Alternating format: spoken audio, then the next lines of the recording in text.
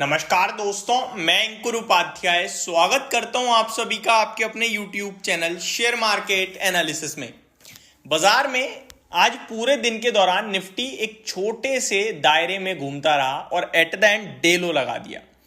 ये जो एक गिरावट आई एट द एंड, या फिर आपके जो दायरे में घूमता रहा बाजार, या फिर सबसे सही शब्द तो ये होगा जो बाजार आज ऊपर नहीं गया है, उसके पीछे सबसे बड़ा रीजन था आईटी स्टॉक्स। और ये पूरी तरीके से एक यू टर्न मारते हुए दिखे।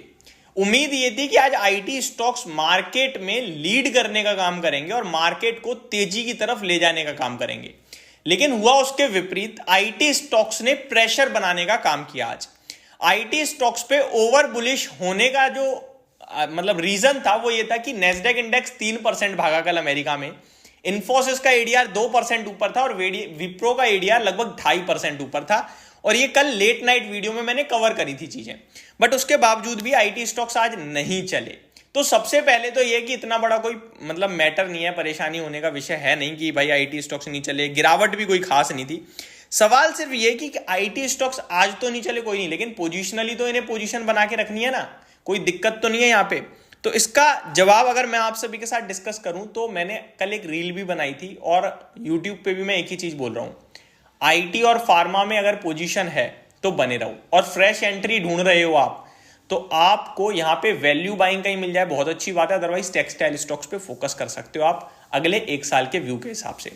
आईटी थोड़ा टंबल कर सकता है अपने Q4 के नतीजों के बाद। ध्यान से समझिएगा, आईटी को लेकर सिर्फ और सिर्फ एक ही चिंता है। आईटी के शेयर्स आप लोगों ने देखा कि चल रहे हैं, 1250 का लो था इन्फोसिस का, अभी 1700 रुपए के पार निकलता हुआ दिखाया, अभी भी 1675-76 की क्लोजिंग है।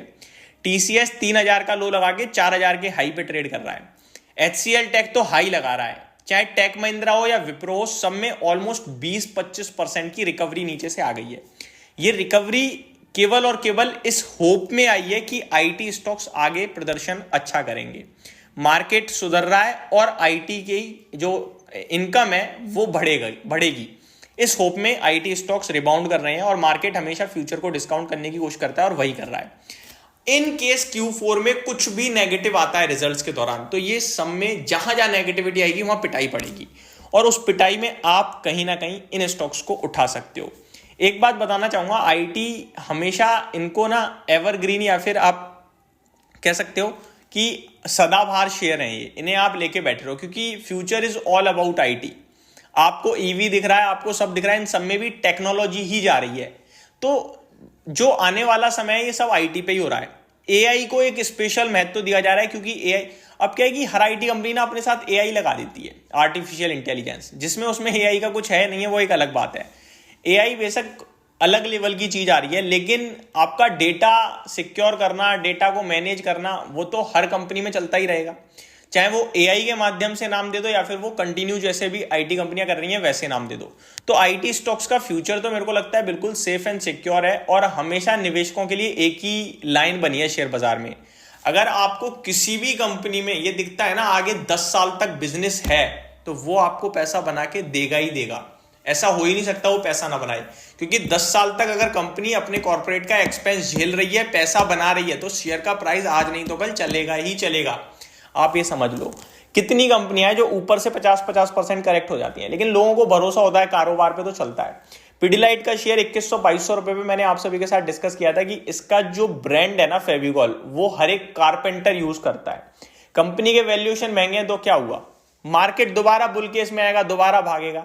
प्रदर्शन इसने मार्केट की अपेक्षा कुछ खास नहीं करा तब से अभी तक, 1.5 साल हो गई करीब पिडिलाइट को, 1-1.5 साल, और शेयर अभी भी 2700-2800 ही है।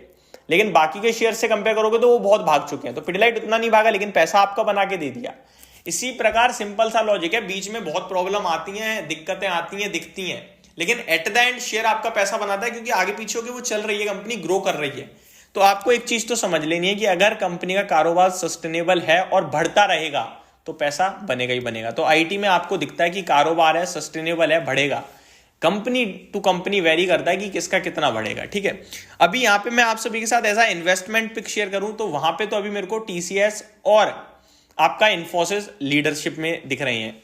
अगर बात करूं ट्रेडिंग पर्पस से तो बीसॉफ्ट अच्छा लग रहा है, बट बीसॉफ्ट पूरी तरीके से गलत ठहरा रहा है, क्योंकि वॉल्यूम्स नहीं आ रहे हैं स्टॉक में।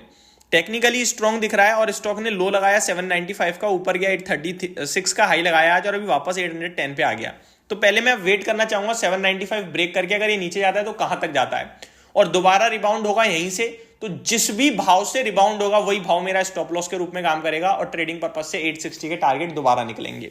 तो 20 ऑफ ट्रेडिंग पर्पज से मेरी रडार में रखा हुआ है और मैं इस पे आप सभी के साथ डे टू डे अपडेट भी शेयर करता ही रहता हूं। आगे अगर देखा जाए तो मिड कैप से कोफोर्ज, परसिस्टेंट, ये सारे स्टॉक ऐसे हैं, एम्फेसिस, जो म्यूचुअल फंड को भी काफी पसंद आ रहे हैं। तो यहां भी आप इन्वेस्टमेंट पर्पज से ध्यान दे सकते हो। बाकी इन्वेस्टमेंट के लिए मिड कैप में मुझे सबसे अच्छा जो लगता है वो लगता है आपका टाटा एलएक्सआई। एक तो टाटा ग्रुप का नाम जुड़ा हुआ है, ऊपर से स्टॉक भी दमदार है, कंपनी भी दमदार है, एआई में भी है, ईवी में भी है, साथ ही साथ आपके वैल्यूएशंस भी रीजनेबल हो चुके हैं। तो ये स्टॉक भी आपके लिए एक बढ़िया वेल्थ क्रिएशन का काम कर सकता है आईटी के मिड कैप में। होप आपको ये सारी जानकारी समझ में आई होगी। Thank you so much for watching this video. Have a great day guys.